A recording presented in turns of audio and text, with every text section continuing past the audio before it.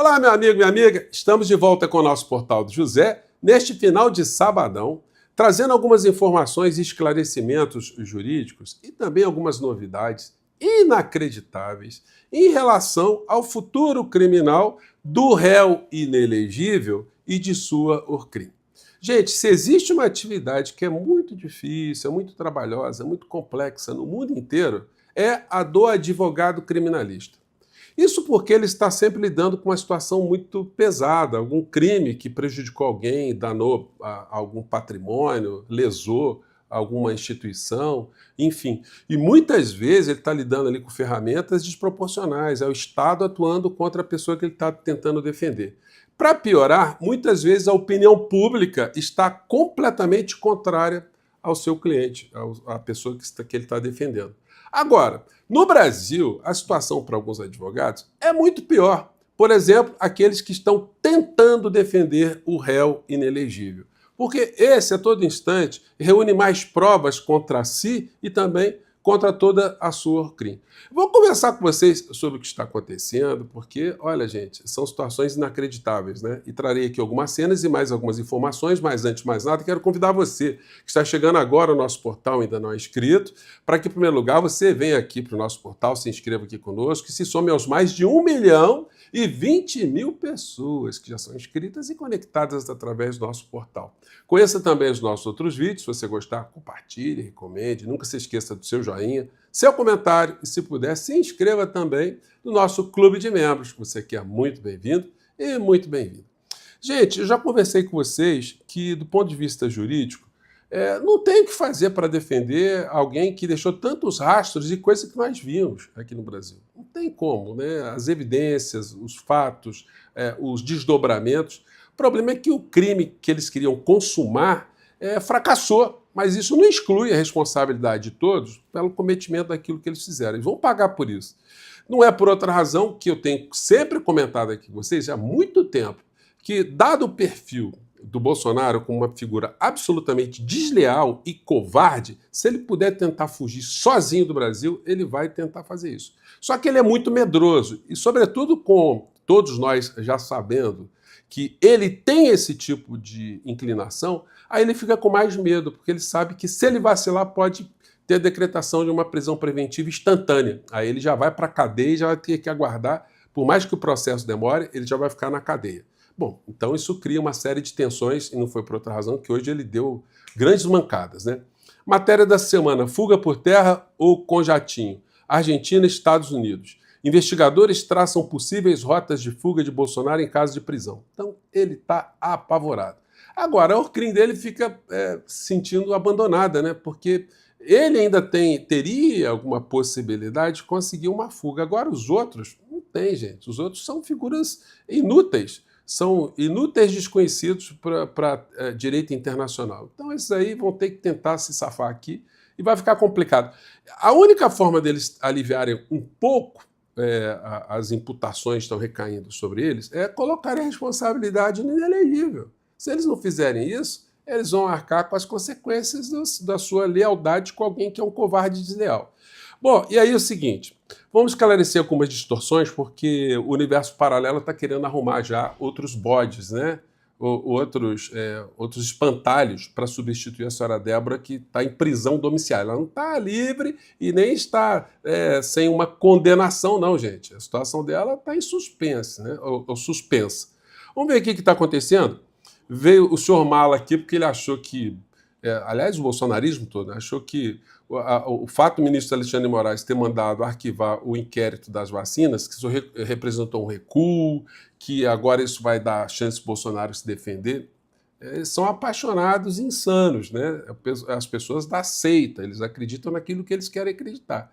Mas a realidade é diferente aqui no mundo, no terra-redondismo, né? Ou no terra-esferismo, ou no terrabolismo, né? Diferente do terraplanismo.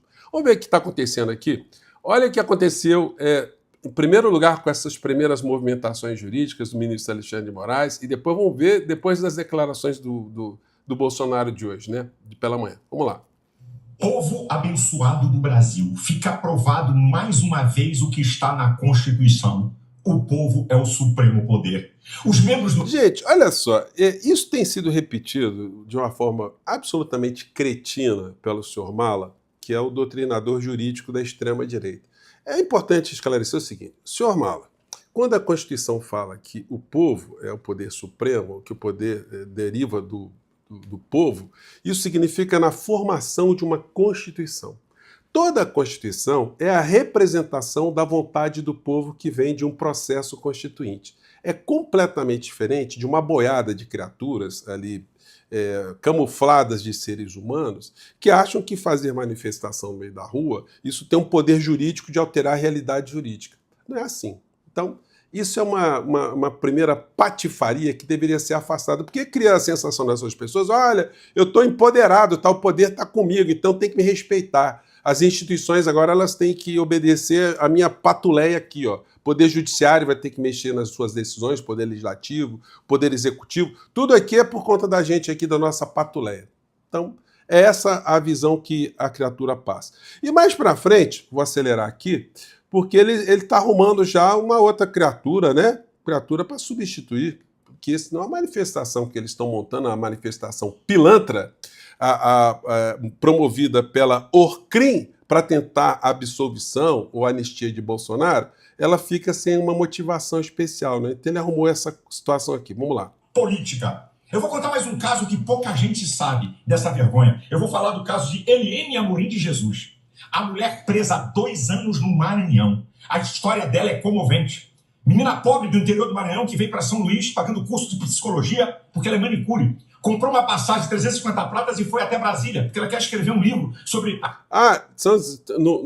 Depois do Lula eleito, ela não recebeu mensagem nenhuma, ela não estava em nenhum grupo querendo Forças Armadas no poder, ela não estava querendo abolição do Estado brasileiro, ela não estava querendo intervenção federal, não estava querendo voltar Bolsonaro no poder, nada disso. Ela estava respeitando a eleição de Lula e ela comprou uma passagem no Maranhão, pagou R$350 para ir para os acampamentos, né? Então, tá, vamos lá. As questões psicológicas das pessoas em frente aos quartéis. Ela foi presa com cadernos na mão. O telefone apreendido e o Instagram dela está lotado das informações do que ela fazia. Essa mulher não foi liberada até hoje porque ela é considerada uma subversiva, um perigo à sociedade. Uma mulher com ficha limpa, membro da igreja evangélica, que foi fazer um trabalho de pesquisa, está presa há 2 anos e... Você pensou, gente, se ela resolvesse fazer trabalho de pesquisa em boca de fumo e fosse presa, né? Ia ter explicação difícil para dar, né? Então, mas essa gente acredita nisso, né? Aí tem outras criaturas, antes do Bolsonaro falar hoje de manhã cedo, né? Vem com essa aqui, por exemplo, o senhor Cláudio Dantas. A cara Débora Rodrigues, eu gostaria de pegar em suas mãos e dizer, sinto muito. Sinto por você ter sido arrastada para esse covil de ladrões e canalhas que virou a política brasileira. Senhor Cláudio Dantas, quem foram os canalhas, os bandidos que arrastaram a senhora Débora lá para o 8 de janeiro? Por acaso foram as pessoas democráticas? Foram aquelas que votaram para se ter uma mudança no nosso país? Foram as instituições? Quem foram os canalhas, bandidos, vigaristas que levaram essa mulher para essa situação? Bom, aí tem mais coisas, né? Tem as convocações aqui para o dia 6. Pela anistia, você está convidado. Por tanta covardia e injustiça contra inocentes, anistia já e fora Lula. Vem cá, gente. Olha a canalice, né? Fora Lula e anistia já. O que tem a ver uma coisa com a outra, gente? O Lula é o chefe do Poder Executivo. Uma anistia está ligada ali a uma decisão jurídica, uma decisão política que interfere numa revisão do Poder Judiciário, o que não vai acontecer. O que tem a ver o Lula com essa história, para ser colocado aí nessa perspectiva? Vocês estão misturando as bolas, hein? Esse terraplanismo aí está enganando muita gente, mas olha, depois que vocês forem para as cadeias, eu acho que vai baixar o facho, né? Então, com essa aqui, ó, a queda do ditador. Então, estão debatendo aqui que o ministro Alexandre de Moraes está enfraquecido, ele está morrendo de medo, né, de tudo que está acontecendo. Eu pergunto a vocês, o Elon Musk meteu medo no ministro Alexandre de Moraes? O Trump meteu medo? Veio deputado, senador, veio aqui. Essa gente na internet infernizando, essa avalanche de fake news estão amedrontando o ministro Alexandre de Moraes. Aliás, ele foi ver o jogo do Corinthians com o ministro Flávio Dino. Ficou lá, não tem registro nenhum de ninguém ter feito alguma gracinha com ele, não, né? Aliás, eu acho que é difícil, né? Primeiro que dentro da torcida do Corinthians é corintiano nem atacar outro, mas as pessoas sabem que se mexer com o ministro Alexandre de Moraes estão mexendo com o representante de um poder. Pelo menos as pessoas conscientes deveriam saber disso, né? A gente vê aqui o Jeguinho Lustroso, o vídeo de hoje. Sentiu as 3 razões secretas para Moraes mandar Débora para a cadeia. Chegou o dia! O ministro Alexandre de Moraes não aguentou a pressão e mandou a cabeleireira Débora Rodrigues para casa. Mandou cabeleireira. Então ela deve cuidar dos cabelos, né? E é o seguinte, gente. Aí o inelegível réu deu uma entrevista hoje. Prisão é o fim da minha vida. Estou com 70 anos, diz Bolsonaro. Bom, aqui isso aqui foi na Folha. Globo. Bolsonaro diz que prisão seria o fim da vida e admite conversa sobre estado de sítio, ou seja, cometeu crime em 2022, mas alega ter descartado logo de cara. Então quer dizer que ele engendrou tudo isso e descartou. Então ele quer colocar a culpa nos outros, na rataria de baixo. Então eram os outros que estavam querendo apresentar para ele um golpe, né? Ele não, ele estava ali completamente fora disso. Vai ser complicado, hein, inelegível? Tá colocando a culpa nos outros, os outros não vão te aliviar não, hein? Pelo menos não deveriam. Bolsonaro admite conversa sobre estado de sítio e diz que prisão será o fim da vida. Olha, depois que surgiu isso, senhor inelegível, as torcidas estão gigantescas aqui no Brasil, ou pelo menos de uma parcela, para que a sua profecia se cumpra, que o senhor vá pagar pelos seus crimes, sobretudo os crimes de genocídio, que deveriam ser os primeiros nessa fila a colocar o senhor no banco dos réus. Infelizmente, isso ainda não aconteceu. Mas, se o senhor terminar a sua vida na cadeia em função dos crimes que tentou praticar contra o Estado Democrático de Direito, eu acho que o sentimento de justiça de muitas pessoas estarão aplacadas, né? Aliás, amanhã, em São Paulo, haverá uma manifestação contra a anistia, né? Eu acho que é um grupo de pessoas que estarão ali. Eu estarei lá porque eu estou aqui em São Paulo e irei com o meu boné O Brasil é dos Brasileiros, que nós mandamos fazer, minha equipe mandou fazer aqui do Portal do José.